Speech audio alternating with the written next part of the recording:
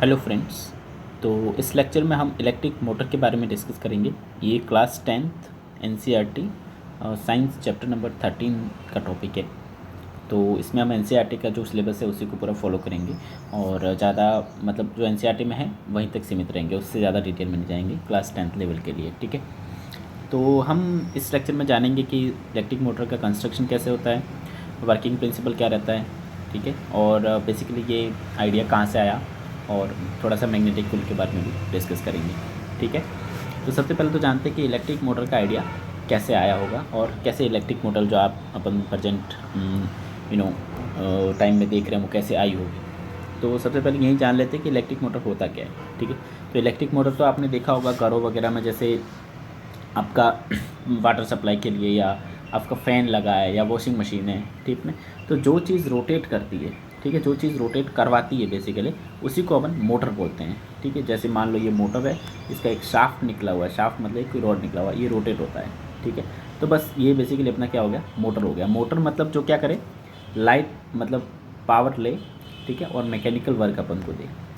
ठीक है, तो बेसिकली इलेक्ट्रिकल मोटर क्या होता है, जो इलेक्ट्रिकल एनर्जी जो रहती है उसको किस में कन्वर्ट करे, मैकेनिकल एनर्जी में। ठीक है, उसको बोला जाता है आपका इलेक्ट्रिक मोटर। जैसे फ़ैन है, ठीक है, तो अपन उसमें इलेक्ट्रिसिटी देते हैं तो क्या करता है, वो घूमने लगता है, ये शाफ्ट उसमें घूमने लगती है। कौन घुमाता है, मोटर घुमाता है। कैसे घुमाता है वो अपन इसके वर्किंग प्रिंसिपल में जानेंगे।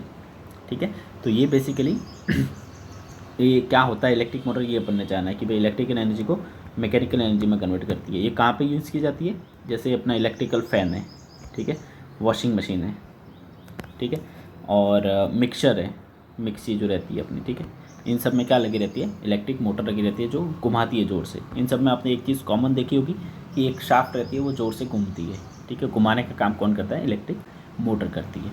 उसका इनपुट क्या रहता है, इलेक्ट्रिकल एनर्जी, आउटपुट क्या रहता है, मैकेनिकल एनर्जी जो रोटेशन की फॉर्म में रहती है। ठीक है, नाउ ये तो होता है इलेक्ट्रिक मोटर। अब इसका आइडिया कहाँ से आया होगा, ठीक है, पास्ट में इसका आइडिया कैसे आया होगा उसके बारे में थोड़ा सा जान लेते हैं।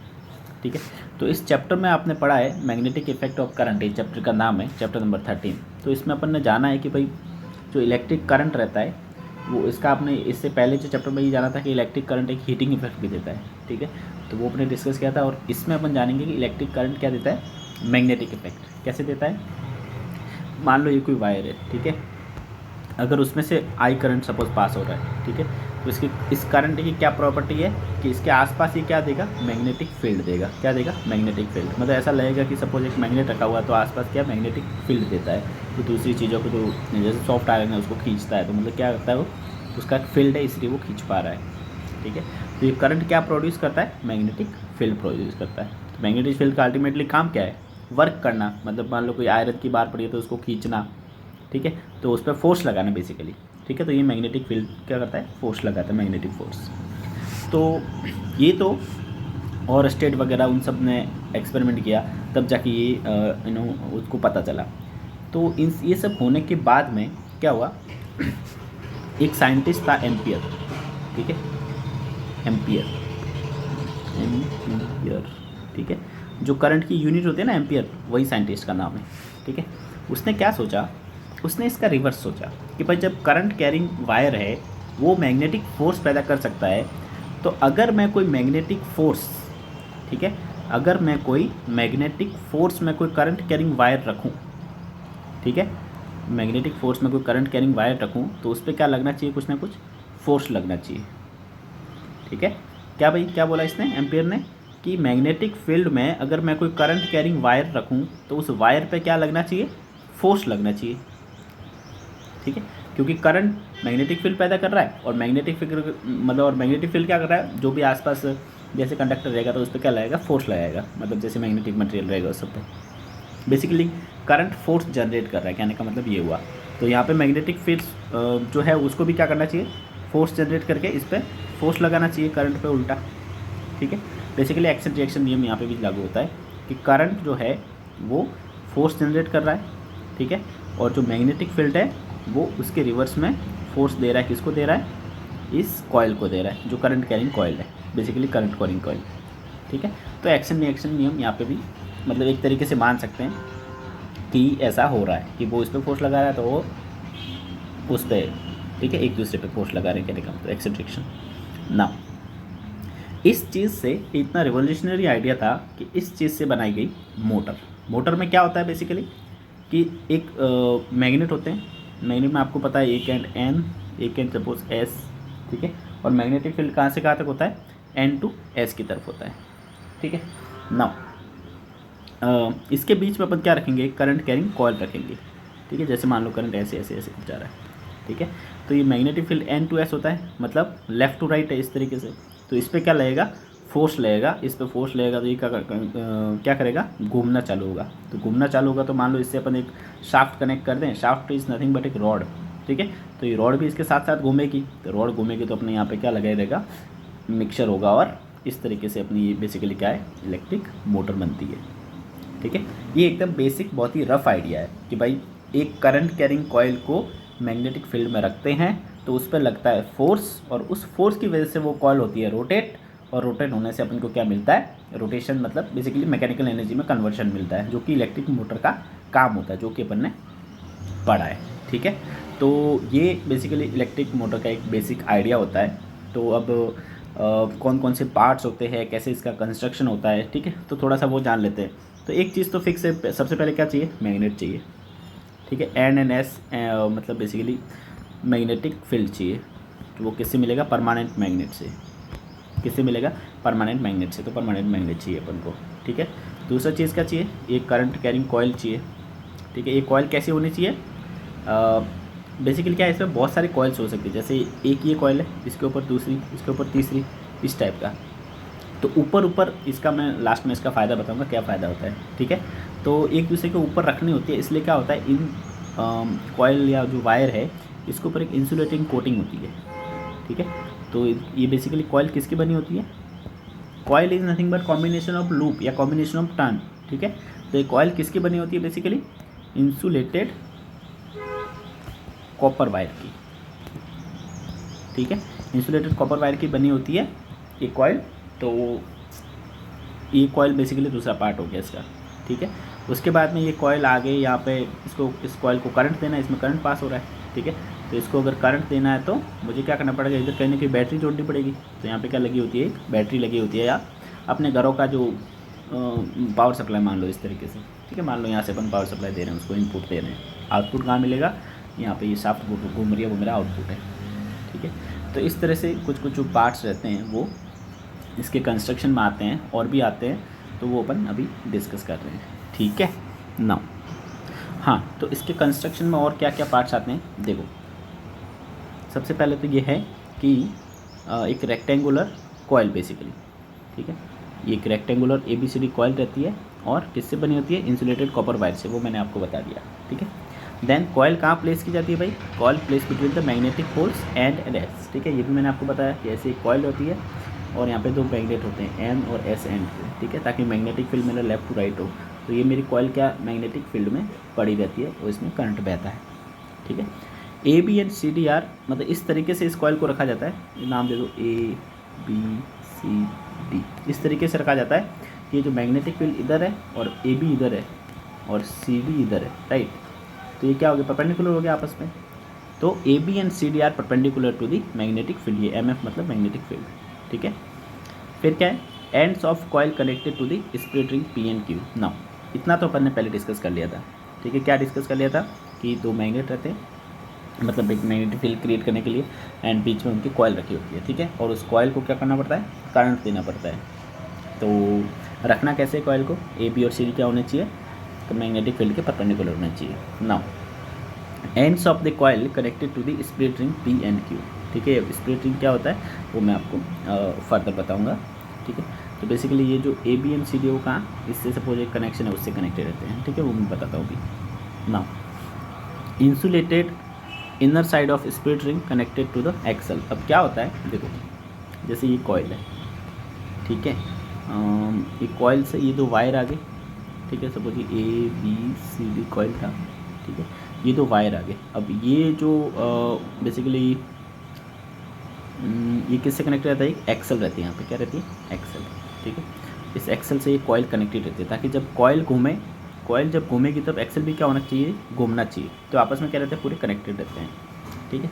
तो अब ऐसा तो नहीं है ना कि भाई पावर सप्लाई जब आप लेंगे तो इस कॉइल में से तो करंट पास होता है, लेकिन इस एक्सल में करंट नहीं आना चाहिए, ठीक है। जब आप मिक्सी का स्विच डालते हैं तो क्या मिक्सी के ऊपर करंट आता है तो फिर आपको तो करंट लग जाएगा, या फिर फैन के पंखों को टच करोगे तो आपको करंट लग जाएगा, तो ऐसा नहीं होता है, ठीक है। तो उसके लिए क्या होता है, अगर ये मतलब डायरेक्ट कॉन्टैक्ट में हो तो उसके लिए क्या होता है, एक स्प्लिट रिंग का यूज़ किया जाता है।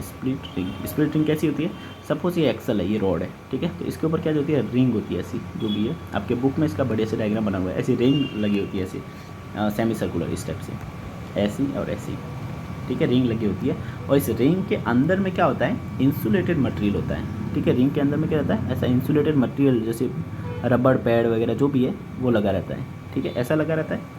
और बीच में फिर क्या रहता है, ये आपकी होगी, ये मैंने आपका फ्रंट व्यू बना दिया, ये जो लाल लाल है वो क्या है, शाफ्ट है, काला काला क्या मटेरियल है, इंसुलेटेड मटेरियल है, और ये जो वॉयलेट कलर में मैंने बनाया है वो क्या है, आपका स्प्लिट रिंग है, ठीक है।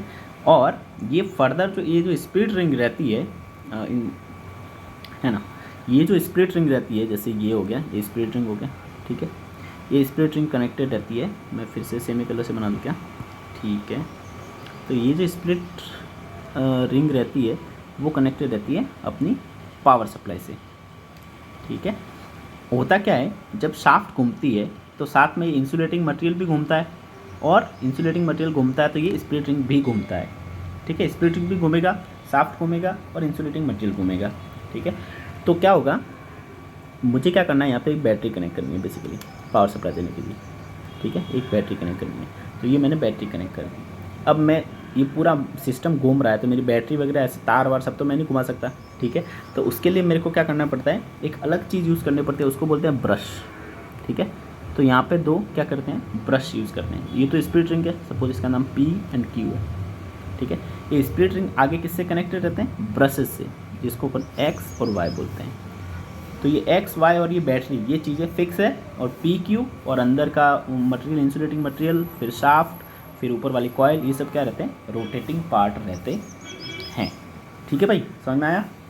तो इसलिए इन सब का काम आता है, स्प्लिट रिंग है, ब्रश है, ठीक है ना।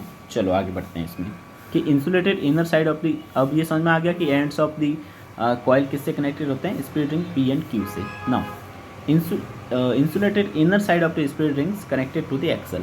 तो मैंने अभी आपको बता दिया कि जो स्प्लिट रिंग की इनर साइड रहती है वो कैसी रहती है, इंसुलेटेड मटेरियल से बनी होती है, और किससे कनेक्टेड रहती है, डायरेक्ट एक्सल के कांटेक्ट में रहती है। एक्सल मतलब नथिंग बट वो शाफ्ट जो बोलते हैं, जिसको मैं रॉड बोल रहा हूँ, है ना। No, external conducting edges of P and Q मतलब स्प्लिट रिंग, है ना।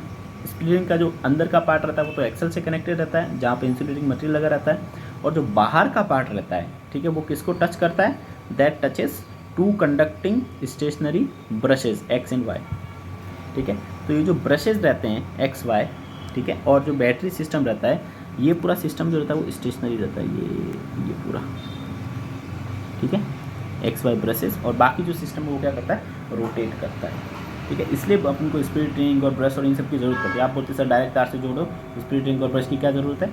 अगर ऐसा अपन डायरेक्ट जोड़ते तो क्या होता भाई, एक तो बेसिकली इसको भी घुमाना पड़ता साथ साथ में, और दूसरा आपका जो ये पंखे का जैसे ब्लेड्स वगैरह है उसमें भी क्या आता, करंट आता पूरा का पूरा, ठीक है। तो जो कि सेफ़ नहीं है और अच्छा नहीं है, ठीक है। नाउ ये समझ में आ गया, स्प्लिट रिंग का अंदर पार्ट इंसुलेटिंग होता है और वो किससे कनेक्टेड रहता है, एक्सल से, और बाहर वाला पार्ट किससे कनेक्टेड रहता है, ब्रशेज से, X एंड Y, ठीक है।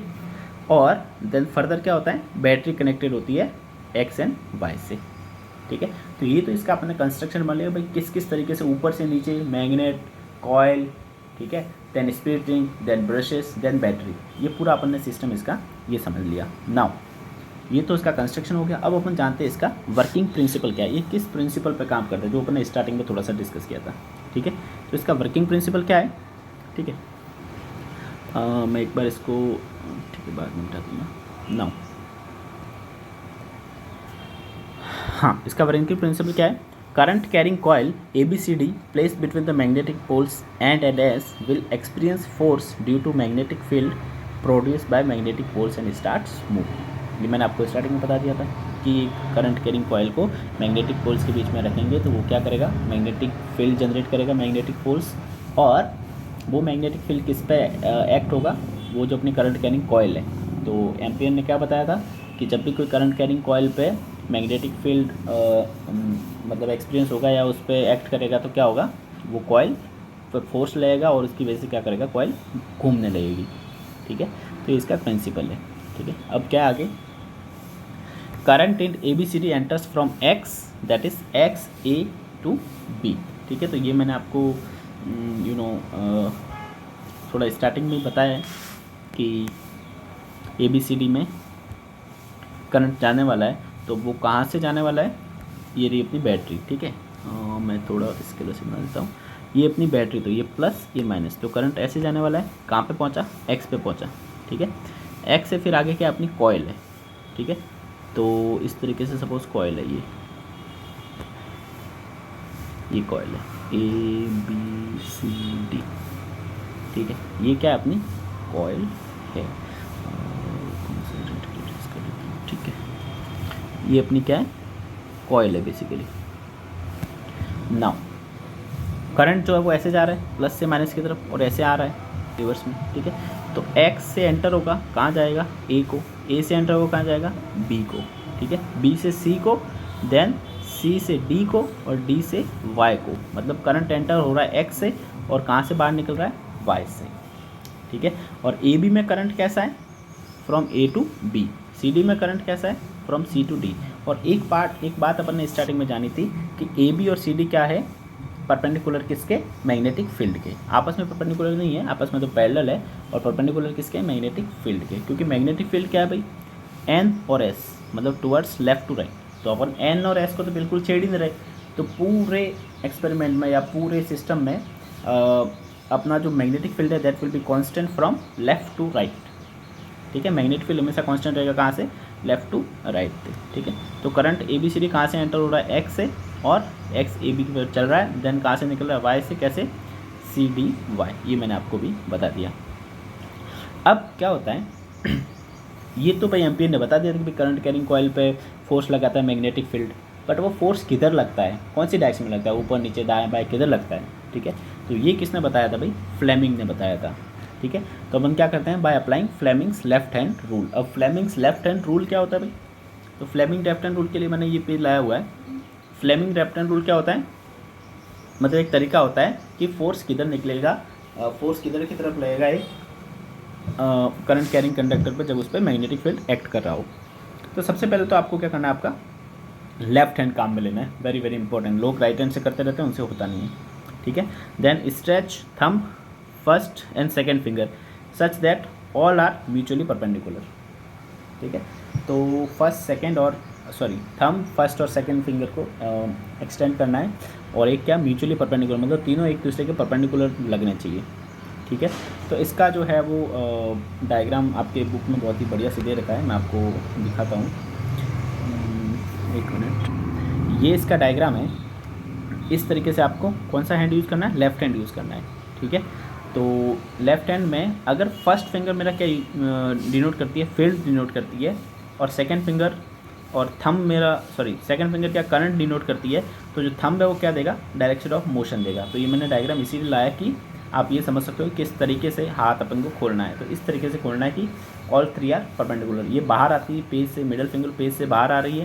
ठीक है, और ये दोनों पेज के फील्ड में मतलब ये लेफ्ट को जा रहा है और ये ऊपर को है। ठीक है, तो इस तरीके से परपेंडिकुलर म्यूचुअली है जो अपन को हाथ को खोलना है। ठीक है, देन आगे अगर मेरा इसमें जो फर्स्ट फिंगर है, ठीक है, फर्स्ट फिंगर अगर मैग्नेटिक फील्ड शो करता है, ठीक है, और सेकेंड फिंगर है, फर्स्ट फिंगर अगर मेरा मैग्नेटिक फील्ड शो करता है, सेकेंड फिंगर अगर मेरा करंट की तरफ है, तो मेरा जो थर्ड थंब है वो क्या देगा, मेरे को फोर्स की डायरेक्शन देगा, मोशन की डायरेक्शन देगा। ठीक है, तो इसको यूज़ कहाँ करना है, इसमें यूज़ करना है। अपन को पता है AB में करंट कहाँ जा रहा है, A टू B जा रहा है। ठीक है, तो करंट की डायरेक्शन ऊपर होगी, और मैग्नेटिक फील्ड अपन ने जाना कि हमेशा कहाँ है, लेफ्ट टू राइट है। तो खोलो अपना लेफ्ट हैंड, ठीक है, और जो फर्स्ट फिंगर है उसको कहाँ करो, फील्ड की तरफ करो, मतलब टुवर्ड्स लेफ्ट टू राइट की तरफ करो, लेफ्ट टू राइट। ठीक है, देन अपना जो मिडिल फिंगर है उसको कहाँ करोगे, टुवर्ड्स करंट। ठीक है, तो टुवर्ड्स करंट करोगे तो आपको हाथ थोड़ा उल्टा करना पड़ेगा, आपका मतलब जो लेफ्ट हैंड उसमें जो थंब रहेगा आपको आएगा नीचे की तरफ, ज़मीन की तरफ डाउनवर्ड होगा। ठीक है, डाउनवर्ड होगा, तो इसका मतलब क्या है, AB पे फोर्स किधर लगेगा, डाउनवर्ड लगेगा। ठीक है, फोर्स ऑन ए बी कहाँ को हुआ, डाउनवर्ड। नाउ सी डी पे आ जाओ, सी डी पे क्या है, फील्ड तो हमेशा लेफ्ट टू राइट है, तो first finger towards right, then middle finger जो है वो आपकी तरफ होगी, आपकी साइड में हो, क्योंकि ये करंट आपकी तरफ आ रहा है, ठीक है। तो इस तरह से आप देखोगे आपका थंब कहाँ आता है, ऊपर की डायरेक्शन में होता है, तो फोर्स ऑन सी डी क्या है, अपवर्ड है, ठीक है। तो अपन ने ये देखा कि अभी तक अपनी कॉइल कैसी थी अभी तक अपनी कॉइल इस तरीके से थी, ए बी सी डी, ठीक है। इस पर फोर्स अभी डाउनवर्ड आ गया, इस पर फोर्स अपवर्ड आ गया, तो आपको पता है ये कॉइल कैसे घूमने वाली है, ऐसे घूमने वाली है बेसिकली, ठीक है, मतलब एंटी क्लॉकवाइज घूमने वाली है, ठीक है। और करंट किधर से किधर जा रहा है, एक्स से चालू हो रहा है, फिर ए बी, फिर ए से बी, फिर बी से सी, फिर सी से डी, और डी से वाई को लेफ्ट हो रहा है, ठीक है। तो अपन ने ये देखा कि ए बी डाउनवर्ड फोर्स लगता है और सी डी पे अपवर्ड फोर्स लगता है, ठीक है। और ये जो कॉइल आगे कहाँ कनेक्टेड रहती है, पी और क्यू स्प्लिट रिंग से। ये पी और क्यू स्प्लिट रिंग किससे कनेक्टेड रहते हैं, एक्स और वाई ब्रशेज से।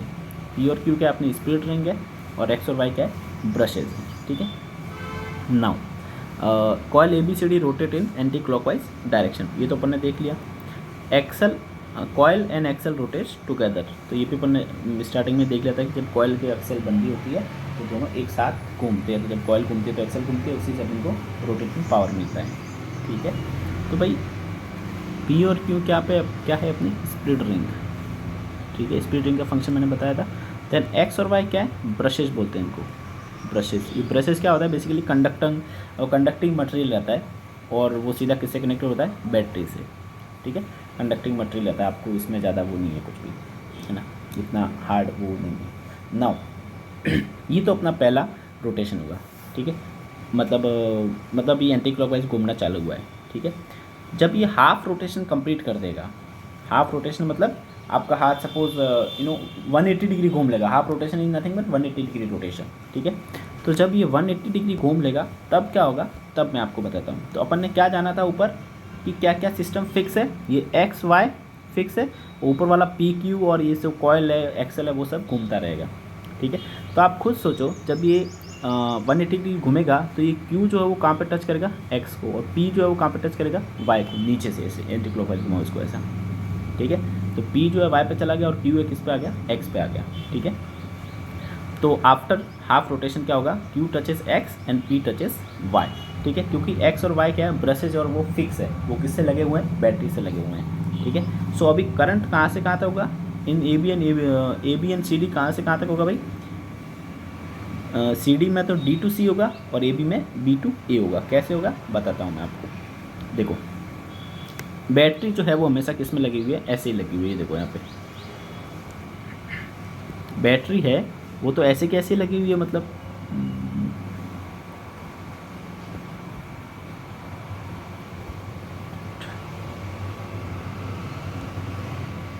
ये एक्स यू वाई, ठीक है, ये प्लस ये माइनस। तो करंट जो है वो हमेशा कैसा, ऐसा क्लॉकवाइज ही आना है हमेशा, ठीक है। एक्स से निकलेगा, एक्स को मतलब एक्स से जाएगा और वाई से वापस आएगा, ठीक है। तो ये सिस्टम मेरा क्या है, फिक्स है, तो करंट हमेशा क्या है, क्लॉकवाइज ही है। लेकिन ऊपर वाला सिस्टम मेरा क्या कर रहा है, रोटेट कर रहा है, ठीक है। ऊपर वाला सिस्टम रोटेट कर रहा है, तो पहले पी क्यू था, तो रोटेट किया तो क्या आ गया, यहाँ पे क्यू आ गया और यहाँ पे क्या आ गया, पी आ गया, ठीक है। तो अभी क्या हुआ, और ऊपर भी क्या सिस्टम चेंज हो गया भाई, क्यू के आगे क्या लगा हुआ था, सी डी लगा हुआ था, ठीक है। तो कैसा सिस्टम था, सी टू डी। अब ये जब सी टू डी जब ये रोटेट होगा तो क्या होगा, इधर सी आएगा, इधर डी आएगा, ठीक है, इधर बी आएगा, और इधर क्या आएगा, ए आएगा बेसिकली, ठीक है। तो अभी करंट कैसे जाएगा, ऐसे ऐसे ऐसे ऐसे, मतलब सर ये डी है ना, डी टू सी और बी टू ए। अभी करंट कैसा आएगा, ये देखो मैंने बना भी रखा है कि आफ्टर हाफ रोटेशन क्या होने वाला है, इस तरह से दिखने वाला है। तो करंट आएगा डी टू सी फिर बी टू ए, ठीक है, डी टू सी और बी टू ए, मतलब करंट एकदम उल्टा हो जाएगा ऊपर में, ठीक है, ऊपर की कॉइल में बेसिकली। बाकी जो मेन करंट है, बैटरी का करंट है, वो तो हमेशा क्लॉकवाइज ही चलने वाला है, क्योंकि बैटरी वगैरह तो हम चेंज कर नहीं रहे, वो तो जिस डायरेक्शन में पड़ी है वैसे ही पड़ी है, ठीक है। तो ये कॉइल में बेसिकली करंट उल्टा हो जा रहा है, क्यों, क्योंकि अपने बहुत सारा सिस्टम स्प्लिट रिंग लगा रखी है और घूम भी रहा है, वो रोटेट हो रहा है, ठीक है। Now brushes X Y and battery are fixed, so current will be clockwise always, ठीक है। करंट हमेशा तो भाई आप दोनों लूप में देख लो, करंट यहाँ पे भी क्लॉकवाइज है, यहाँ पे भी क्लॉकवाइज है, खाली अपन ने इन्होंने पोजीशन चेंज कर ली क्योंकि ये रोटेट हुआ है, ठीक है। तो अगेन इसमें by applying Fleming rule again लगाओ, ठीक है। तो CD में अगर आप फ्लेमिंग रूल लगाओगे, करंट इधर है और मैग्नेटिक फील्ड तो हमेशा लेफ्ट टू राइट फिक्स ही है, क्योंकि अपन मैग्नेट को तो छेड़ नहीं रहे, ठीक है। तो लगाओ, निकालो लेफ्ट हैंड करंट को, सॉरी मैग्नेटिक फील्ड की तरफ क्या करोगे, ये first finger then middle finger को करंट की तरफ करोगे, तो आपका ये जो है किस पे इधर फोर्स किधर लग रहा है, थंब कहाँ हो रहा है, डाउनवर्ड, तो इसका फोर्स कहाँ लगेगा, डाउनवर्ड, ठीक है। अगेन आप AB पे देखो, सेम चीज़ अगर आप करोगे तो फर्स्ट फिंगर को left to right and then middle finger को अपनी खुद की तरफ, क्योंकि करंट अपनी खुद की तरफ है, तो थंब का है ऊपर की तरफ है, मतलब AB पे फोर्स कहाँ लग रहा है, ऊपर की तरफ लग रहा है। तो अगेन क्या होगा, ये जो हमारा इस तरह से सिस्टम आया था DCBA, इस पर डाउनवर्ड है और इस पर अपवर्ड है, ठीक है। तो हाफ साइकिल तो पहले घूम चुका, अभी हाफ साइकिल में वापस ही एंटी क्लॉकवाइज आ रहा है, ठीक है। तो एकदम ओरिजिनल पोजीशन में आ जाएगा जहाँ से अपन ने स्टार्ट किया था, मतलब अभी 180 डिग्री वापस घूमेगा, ठीक है। तो ओरिजिनल पोजीशन में आ जाएगा। तो कहने का मतलब क्या है, इसी तरह से हाफ साइकिल कंप्लीट करके वो क्या करता है, अपना एंटी क्लॉकवाइज जो रोटेशन है उसको बरकरार रखता है, मतलब एंटी क्लॉकवाइज एक तरीके से घूमना चालू हो जाता है, ठीक है। तो क्या है, therefore coil and axle continue to rotate in anti clockwise direction and this cycle repeats to give mechanical energy, ठीक है। मैकेनिकल एनर्जी जो रोटेटिंग एनर्जी है वो देती है। ये बेसिकली मोटर का प्रिंसिपल है और इस तरह से मोटर काम करती है ना। कुछ चीज़ें हैं एक दो वो मैं बता देता हूँ। जैसे इसमें कम्यूटेटर वर्ड हुआ है, तो कम्यूटेटर यूज़ क्या है जो अपन ऑलरेडी पढ़ लिया। तो एक ऐसी डिवाइस है, a device that reverses the direction of flow of current through a circuit. एक बेसिकली सर्किट का पार्ट होता है, वो क्या करता है, करंट के डायरेक्शन को रिवर्स करता है। बेसिकली बोलने की बात यही है कि जैसे पहले CD था तो करंट ऐसे था, ठीक है। अब अपन ने क्या लगा रखी है, स्प्लिट रिंग लगा रखी है PNQ, उसी को बोलते हैं कम्यूटेटर। स्प्लिट रिंग को क्या बोलते हैं, कम्यूटेटर बोलते हैं। तो बाद में क्या हुआ, जब हाफ साइकिल हुआ तो क्या हुआ, D और C करंट ऐसे हो गया। वो ऐसा पॉसिबल क्यों हुआ, क्योंकि अपने स्प्लिट रिंग लगा रखी है, ऐसा सिस्टम लगा रखा है भाई। पहले तार यहाँ जुड़ा था, यहाँ जुड़ा है, ठीक है। बाद में ये जो ब्रशेस से बेसिकली जब घूम के आया तो ये वाला यहाँ पे जुड़ गया, ये वाला यहाँ पे जुड़ गया, जब हाफ रोटेशन हुआ, ठीक है। तो device that reverses the direction of flow of current through a circuit is called commutator, fine. Then है आर्मेचर, ठीक है। तो आर्मेचर इज़ नथिंग बट क्या होता है, अपन जो यूज़ कर रहे हैं कॉइल, ठीक है। वो कॉइल क्या होती है, एक सॉफ्ट आयरन का कोर रहता है। कोर इज़ नथिंग बट एक इस टाइप का रेक्टेंगुलर पीस समझ लो, सॉफ्ट आयरन का, ठीक है। सॉफ्ट आयरन का पीस समझ लो, और उस पीस के क्या है, चारों तरफ अपन क्या लपेटते हैं, ये copper wire, insulated copper wire, जिसका अपन कॉइल बनाना है, ऐसे लपेटते हैं, ऐसे पहला वायर, दूसरा वायर, तीसरा वायर, चौथा वायर, इस तरह से लपेटते हैं, ठीक है। और ये बीच में अपना कौन सा मटेरियल है, बीच में अपना है सॉफ्ट आयरन वाला, ये मतलब आयरन का पटिया है बेसिकली, ऐसे समझ लो थोड़ा, है ना। अब पीस है आयरन का, उस पर चारों तरफ समझ लो। ये देखो इसका 3D डायग्राम देखना है, देखो ये बेसिकली क्या है, अपना आयरन है और इस पर क्या क्या कॉपर को मैंने लपेटा हुआ है, ठीक है। इंसुलेटेड कॉपर वायर को ऐसे लपेटा हुआ है, और ये आपस में एक दूसरे को टच ना हो इसके लिए मैंने इंसुलेशन इसके ऊपर लगा रखा है। इंसुलेशन इन नथिंग बट वो प्लास्टिक का मटेरियल नहीं रहता अपने वायर पे, इलेक्ट्रिकल वायर का वही वाला, ठीक है। तो इस कॉम्बिनेशन को कॉइल प्लस आयरन कोर, इसको क्या बोला जाता है, आर्मेचर बोला जाता है। The combination of coil and soft iron core on which the coil is bounded, bounded मतलब उस पर लपेटी गई है, ठीक है। सॉफ्ट आयरन के कोर पे, सॉफ्ट आयरन कोर मतलब एक पटिया समझ लो ऐसा इस टाइप का, ठीक है, वो कोर होता है। तो इस कॉम्बिनेशन क्या बोला जाता है, बेसिकली आर्मेचर बोला जाता है। इसी आर्मेचर को अपन क्या करते हैं, मैग्नेट के बीच में रखते हैं, इसी पे मैग्नेटिक फील्ड गिराते हैं और यही होता है रोटेट, ठीक है। नाउ ये तो बेसिकली दो टर्मिनोलॉजी थी। और क्या है, अपन में अगर मोटर की पावर बढ़ानी है, ठीक है, मान लो इंडस्ट्रियल में यूज़ करना है या कहीं हैवी जगह यूज़ करना है, ठीक है। अब मिक्सी तो थोड़ा कम स्पीड से घूमती है, अगर मेरे को हवाई जहाज उड़ाना है या बहुत सारी चीज़ें करनी है तो मेरे को ज़्यादा रोटेशनल पावर चाहिए, ठीक है, या फिर बहुत बड़ा पंप चलाना है, ठीक है, तो उसकी पावर बढ़ानी है। तो उसके लिए मैं क्या क्या करता हूँ, एक तो मैं यूज़ करता हूँ इलेक्ट्रोमैग्नेट, ताकि उसका मैग्नेटिक फील्ड बढ़ जाए, फील्ड बढ़ेगा तो पावर बढ़ जाएगी, ठीक है। देन और क्या कर सकता हूँ, large number of turns on coil, ठीक है। ये जो कॉइल है, coil is nothing but combination of loops, ये एक लूप हो गया, इसको बोलते हैं लूप या टर्न। फिर इसके ऊपर दूसरा, तीसरा, चौथा, ये हो गया अभी कॉइल। एक से ज़्यादा जब लूप हो जाए तो उसको कॉइल बोलेंगे, है ना। तो large number of turns loop on the coil. अगर मैं भाई एक कॉइल था तो उस पर आई करंट था, दूसरा कॉइल हो गया उस पर भी आई करंट, तो ये करंट क्या होता है, आपस में जुड़ता है। तो जितनी ज़्यादा कॉइल उतना ज़्यादा करंट, ठीक है, जितना ज़्यादा current that will be directly proportional to current, जितनी ज़्यादा टर्न उतना ज़्यादा करंट, तो जितना ज़्यादा करंट उतना ज़्यादा पावर जनरेट करेगा वो मोटर, ठीक है। और तीसरा क्या है, soft iron core for coil, upon soft iron core use करते हैं कॉयल बनाने के लिए। आर्मेचर में बेसिकली जो यूज़ करते हैं वो सॉफ्ट आयरन की होती है, वो इसलिए क्योंकि इस पर क्या लगने वाला है, मैग्नेटिक फील्ड लगने वाला है, ये खुद भी मैग्नेटाइज होता है, ये खुद भी एक तरीके से मैग्नेटाइज होकर अपनी पावर बढ़ाता है। यहाँ पे कुछ और एल्यूमिनियम या कुछ भी ऐसा मटेरियल यूज़ नहीं कर सकते जो मैग्नेटाइज ना हो, मैग्नेटिक मटेरियल ही यूज़ करते हैं, ठीक है। तो इससे क्या होता है, इसकी पावर बढ़ जाती है। ये पूरा एनसीईआरटी बेस पे ही है, इससे ज़्यादा एनसीईआरटी में और कुछ भी नहीं है। और कोई डाउट हो तो मुझे कमेंट में लिखिएगा, और left hand Fleming left hand rule वगैरह समझ में नहीं आया हो तो मैं उस पर सेपरेट वीडियो बना दूंगा, आप मुझे कमेंट में लिख दीजिएगा, ठीक है। Thank you.